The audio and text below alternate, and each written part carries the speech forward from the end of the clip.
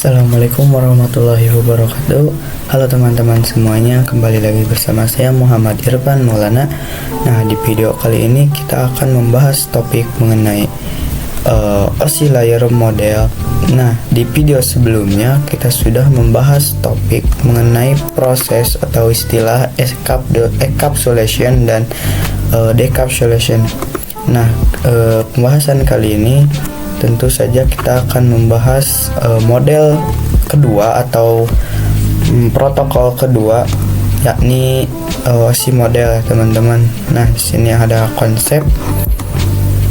Nah, jadi konsep dari OSI model ini adalah sama seperti TCP/IP. Itu merupakan protokol ya. Namun untuk saat ini OSI model sudah jarang digunakan karena TCP itu perkembangan protokolnya atau modelnya itu lebih dominan dibandingkan OSI layer. Namun OSI layer biasa dipelajari karena mudah dipahami ya. Nah, jadi OSI layer ini sudah jarang digunakan atau hampir tidak digunakan karena protokol TCP/IP yang lebih bagus atau lebih dominan perkembangan protokolnya gitu. Tetapi OSI layer itu sering dipelajari di pelajaran-pelajaran yang menyangkut seputar OSI layer karena dapat dipahami gitu. Karena setiap vendor memiliki networking yang berbeda-beda, maka komunikasi antar vendor itu sulit dilakukan. Jadi usaha untuk membangun suatu jaringan komputer sangat gede ya. Nah, banyaknya vendor tadi itu, bagaimana upaya agar tetap bisa berkomunikasi dengan baik antara vendor satu dengan vendor lainnya.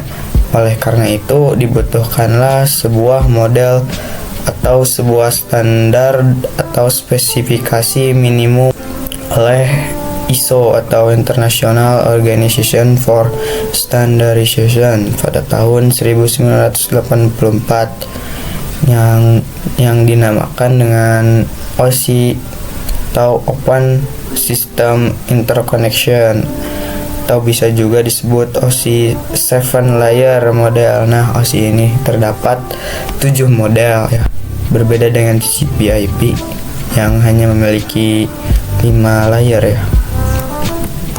Oke, yang selanjutnya ya, di sini terdapat layer pada OSI model ya.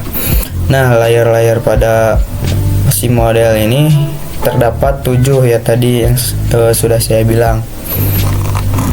Sama seperti TCP/IP, hanya dibedakan dengan 3 layer tambahan atau 2 layer tambahan lah.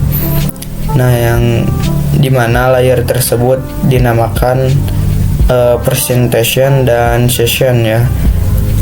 Apabila di TCP/IP itu application, nah di OSI model dibagi lagi menjadi 3, yakni application, presentation, dan juga session ya, teman-teman.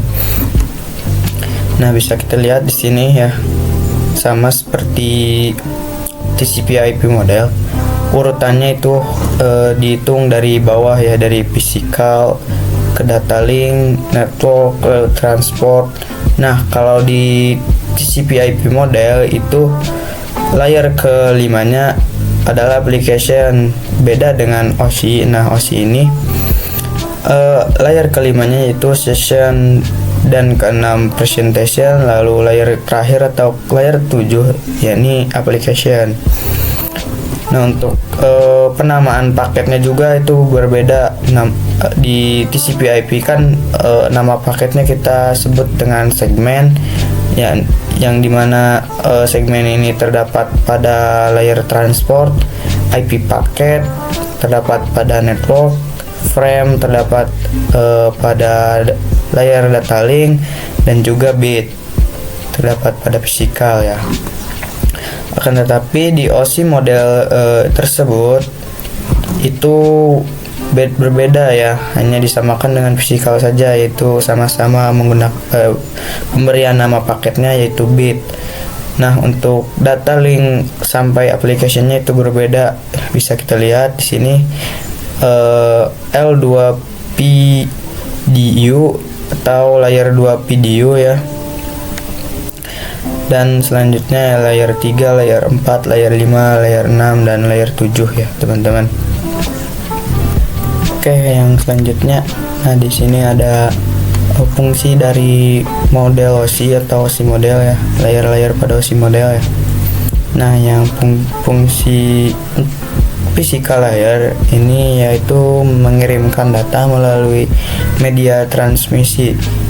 Nah, jadi di layar pertama ini akan mengirimkan data yang melalui media transmisi ya. Nah, untuk perangkat yang digunakan itu biasanya menggunakan repeater ataupun hub ya. Nah, layar kedua ini atau data link ya, ini menambahkan MAC address pada paket gitu. Nah, jadi di layar ini paket yang akan dikirim itu akan ditambahkan dengan MAC address. Adapun perangkat yang digunakan itu biasanya menggunakan perangkat switch ya. Nah, di layar ketiga paket tersebut akan ditambahkan alamat IP atau IP address ya pada jaringannya. Nah, perangkat yang digunakan di layar ini itu menggunakan router ya. Itu biasanya menggunakan router.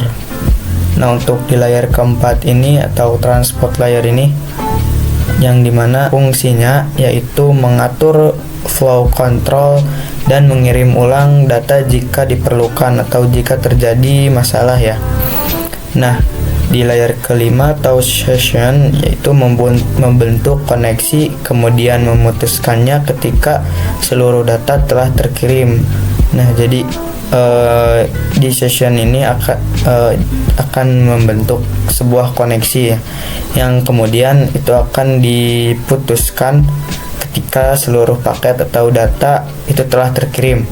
Nah, layar ke-6 atau presentation layer berfungsi untuk memformat data sehingga dapat dikenal pada penerima atau dikenal di si penerima oleh si penerima. Nah, jadi presentation ini akan memformat paket atau data sehingga dapat dikenali oleh si penerima ya. Nah, layar ketujuh atau layar terakhir ya berfungsi untuk menunjang aplikasi untuk berkomunikasi melalui jaringan ya, atau application ini menyediakan antar muka. Nah, mungkin cukup sekian ya pembahasan topik mengenai OSI layer dan juga pembahasan materi tentang networking model ya. Nah, mungkin sampai di sini kita akan melanjutkan materi selanjutnya yang mengenai IP address dan subnetting di bab ketiga itu ya. Nah, mungkin cukup sekian ya.